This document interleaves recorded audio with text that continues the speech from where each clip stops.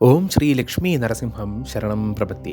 കാഞ്ചി മഹാപെരിയവ ചന്ദ്രശേഖരേന്ദ്ര സരസ്വതി എന്നും അറിയപ്പെടുന്ന ഈ മഹാപുരുഷൻ, ഇദ്ദേഹം ജനിച്ചത് 1894 68ാമത് കാഞ്ചി കാമകോടി പീഠത്തിൻ്റെ അധിപതിയായി വിളങ്ങിയിരുന്ന ഈ മഹാ തേജസ്വിയായിട്ടുള്ള ഈ മഹാഗുരുവിനെക്കുറിച്ച് കേൾക്കാത്തതായി ആരുമില്ല തമിഴ്നാട്ടിൽ. അത്രയ്ക്ക് വലിയ മഹാനാണ്. അത്രയധികം അത്ഭുത സിദ്ധികൾ നിറഞ്ഞ ജീവിതമായിരുന്നു അദ്ദേഹത്തിൻ്റെ. അദ്ദേഹത്തെക്കുറിച്ച് പറയുമ്പോൾ തന്നെ ഒരുപാട് കഥകൾ പറയാൻ ഉണ്ട്. അതുപോലെ തന്നെ ഒരുപാട് കഥകൾ പ്രചാരത്തിലുണ്ട്. എങ്കിൽ അതിൽ അദ്ദേഹത്തിൻ്റെ ഭക്തരോടുള്ള വാത്സല്യത്തെ കുറിക്കുന്നൊരു കഥയുണ്ട്. ആ കഥ ഇങ്ങനെയാണ്. ഒരു ഗ്രാമത്തിൽ വളരെയധികം ദാരിദ്ര്യവും പട്ടിണിയും ഒരു നേരത്തെ ആഹാരം പോലും ഇല്ലാത്ത തരത്തിൽ ജീവിതം മാറിപ്പോയ ഒരാളുണ്ടായിരുന്നു. ഒരു നേരത്തെ ആഹാരം കഴിക്കുക എന്ന് പറഞ്ഞാൽ അദ്ദേഹത്തിന് അത്രയധികം വലിയ കാര്യമാണ്. കാരണം ആഹാരം കണ്ടിട്ട് അത്രയധികം ദിവസങ്ങളായി. അങ്ങനെ ഇരിക്കെയാണ് മഹാപെരിയവ ഏതൊരു ഗ്രാമത്തിൽ പോയാലും ആ ഗ്രാമത്തിൽ 3 നേരം ആഹാരം കൊടുക്കുക എന്നുള്ളൊരു പതിവുണ്ട്. അദ്ദേഹം താമസിക്കുന്ന ആ ആശ്രമത്തിൽ, ഏതൊരു ഗ്രാമത്തിൽ ചെന്നാലും അവിടെ ഒരു ആശ്രമം സ്ഥാപിക്കുന്നത് പോലെ അദ്ദേഹം അവിടെ താമസിക്കും. അപ്പോൾ അതിനോടനുബന്ധിച്ച് ആഹാരം കൊടുക്കുക എന്നുള്ളത് കാഞ്ചി മഹാപെരിയവയുടെ ഒരു പ്രത്യേകതയാണ്. അതുപോലെ ഇദ്ദേഹത്തിൻ്റെ ഗ്രാമത്തിലും ചെല്ലുകയാണ്. ഈ പട്ടിണിയും ദാരിദ്ര്യവും അനുഭവിച്ചുകൊണ്ടിരുന്ന ഇദ്ദേഹം, കാഞ്ചി മഹാപെരിയവ എന്നൊരു മഹാൻ വന്നിട്ടുണ്ട്. അദ്ദേഹത്തിൻ്റെ അവിടെ എല്ലാ നേരവും 3 നേരവും ആഹാരം കൊടുക്കാറുണ്ട്. അതുകൊണ്ട് ആഹാരം അവിടെ നിന്നാകാം എന്നുള്ളൊരു ചിന്ത ഇദ്ദേഹത്തിന് വരികയാണ്. കാരണം സൗജന്യമായിട്ട് ആഹാരം കിട്ടിയാലേ ഉള്ളൂ, ആരെങ്കിലും ദാനം ചെയ്താലേ ഉള്ളൂ. കാരണം സ്വന്തമായി വാങ്ങാൻ ഒരു തരി പണം കയ്യിലില്ല, കുടുംബത്തോടെ പട്ടിണിയാണ്. അപ്പോൾ ഇദ്ദേഹം അങ്ങനെ ഇരിക്കെ കാഞ്ചി മഹാപെരിയവ വന്നതറിഞ്ഞ് അദ്ദേഹത്തിൻ്റെ ആശ്രമത്തിൽ ചെന്ന് എല്ലാ നേരവും ആഹാരം കഴിക്കുകയാണ് വളരെ സന്തോഷത്തോടു കൂടി. അതിനുശേഷം നമ്മൾക്കറിയാം, കാഞ്ചി മഹാപെരിയവ അടുത്ത ഗ്രാമത്തിലേക്ക് പോകും. അടുത്ത ഗ്രാമത്തിലേക്ക് പോകുമ്പോൾ പിന്നെ അവിടെയായി അദ്ദേഹത്തിൻ്റെ രീതികളെല്ലാം. അപ്പോൾ ഈ ഗ്രാമത്തിൽ നിന്ന് പോയപ്പോൾ ഇദ്ദേഹവും പട്ടിണിയായി. ഇദ്ദേഹത്തിൻ്റെ ഗ്രാമത്തിൽ വന്നപ്പോൾ ഇദ്ദേഹത്തിന് നല്ല രീതിയിൽ ആഹാരം കഴിക്കാനൊക്കെ കിട്ടിയെങ്കിൽ ഇദ്ദേഹത്തിൻ്റെ നാട് വിട്ട് കാഞ്ചി മഹാപെരിയവ പോയപ്പോൾ വീണ്ടും പഴയ സ്ഥിതിയായി. അപ്പോൾ ഇങ്ങനെ ദാരിദ്ര്യം മൂർച്ഛിച്ചു വന്നു. ആഹാരമില്ല, പണമില്ല, വല്ലാത്തൊരവസ്ഥയിലേക്ക് തള്ളപ്പെട്ടപ്പോൾ അദ്ദേഹം നിശ്ചയിക്കുകയാണ്, ഇനി ഈ ജീവിതം കൊണ്ട് എന്താണ് പ്രയോജനം, ഈ ജീവിതം അങ്ങ് അവസാനിപ്പിച്ചേക്കാം, ഇനി ഈ ജീവിതം വേണ്ട എന്ന് തീരുമാനിക്കുകയാണ്. എന്തുതന്നെയാണെങ്കിലും മരണത്തിന് മുൻപ് ആരെയൊക്കെ ഇത് അറിയിക്കണം, ആരെയെങ്കിലും ഒന്ന് കാണണമല്ലോ എന്ന് തോന്നിയപ്പോഴാണ് പെട്ടെന്ന് മഹാപെരിയവയുടെ മുഖം മനസ്സിലേക്ക് വരുന്നത്. മഹാപെരിയവയെക്കുറിച്ച് കൂടുതലൊന്നും അറിയില്ല, ആരാണെന്നറിയില്ല, ശക്തികളെക്കുറിച്ചൊന്നും അറിയില്ല. എങ്കിലും എനിക്ക് ഒരു നേരത്തെ ആഹാരം തന്ന ആളല്ലേ, അദ്ദേഹത്തെ കണ്ടിട്ട് പോയി ആത്മഹത്യ ചെയ്യാം എന്ന് ഇദ്ദേഹം ചിന്തിക്കുകയാണ്. അതേപടി കാഞ്ചിയിലേക്ക് ഇദ്ദേഹം പുറപ്പെടുകയാണ്. അങ്ങനെ അവിടെ ചെന്നതിന് ശേഷം കാഞ്ചി മഹാപെരിയവയെ കാണുകയാണ്. കൺകുളിർക്കെ കണ്ടുകൊണ്ട് നിൽക്കുമ്പോൾ മഹാപെരിയവ ആൾക്കൂട്ടത്തിനിടയ്ക്ക് നിന്ന് ഇദ്ദേഹത്തിൻ്റെ മുഖത്തോട്ട് നോക്കി. അതായത് ഈ ആത്മഹത്യ ചെയ്യാൻ തുനിഞ്ഞെത്തിയ ഈ ദാരിദ്ര്യം കൂടെയുള്ള ഇദ്ദേഹത്തെ നോക്കി കാഞ്ചി മഹാപെരിയവ ചോദിക്കുകയാണ്, എന്താണ് നീ അടുത്തത് ചെയ്യാൻ പോകുന്നത്? ഒരുപാട് ആളുകളുണ്ട്. അവരിൽ നിന്ന് ഇദ്ദേഹത്തെ തിരഞ്ഞു പിടിച്ച് നോക്കി അദ്ദേഹത്തിൻ്റെ മുഖത്ത് നോക്കി ചോദിക്കുകയാണ്, എന്താണ് നീ അടുത്തത് ചെയ്യാൻ പോകുന്നത്?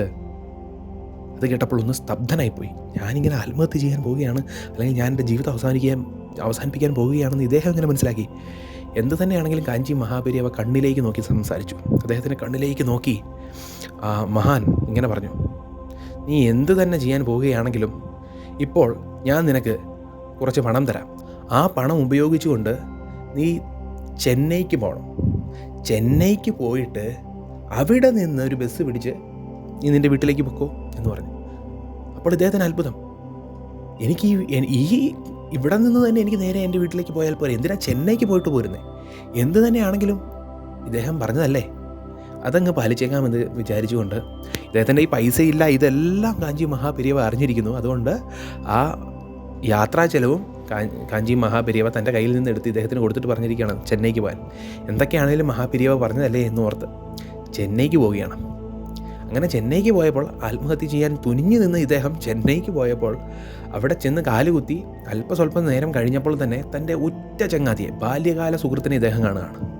ഒരുപാട് കാലമായി കണ്ടപ്പോഴേ തൻ്റെ ദുഃഖങ്ങളെല്ലാം ഈ സുഹൃത്തിനോട് പറയാണ്.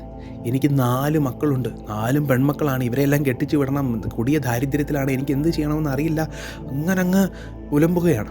ഇതെല്ലാം കേട്ട ആ സുഹൃത്ത്, നീ വിഷമിക്കണ്ട എന്ന് പറഞ്ഞ്, ആദ്യം നീ എന്തെങ്കിലും കഴിക്കുക എന്ന് പറഞ്ഞ് ഒരു ഹോട്ടലിൽ കൊണ്ടുപോയി ഇദ്ദേഹത്തിന് വേണ്ട ആഹാരങ്ങളും കാര്യങ്ങളും എല്ലാം വാങ്ങിക്കൊടുത്തതിന് ശേഷം ഇനി നീ പറ എന്ന് പറയും.